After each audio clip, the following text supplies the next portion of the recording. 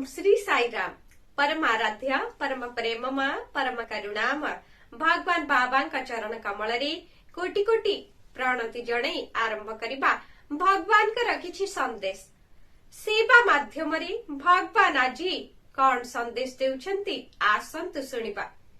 मानव सेवा ही माधव सेवा। असल स्वरूप ज्ञान हासिल करबा दिगरे थिबा 9टी सोपान मध्यरु सेवा हेउछि सर्वाधिक कष्ट। भगवत कृपा लाभ करिबा पई अंतररे सृष्टि हेउथुवा व्याकुलतारु उद्भव कर्म ही सेवा।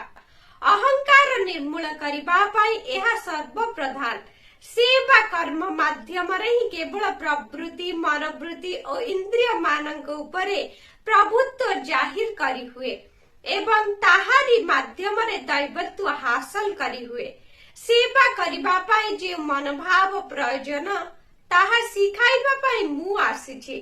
प्रेम भाव सेवा आकार रे प्रकाशित हुए। भगवान ही प्रेम मानवर सेवा करू करू आविष्कृत हुए। मानव ही माधव। शुभ सकाळ आपणकर दिनटी मंगलमय हेउ। जय साईराम।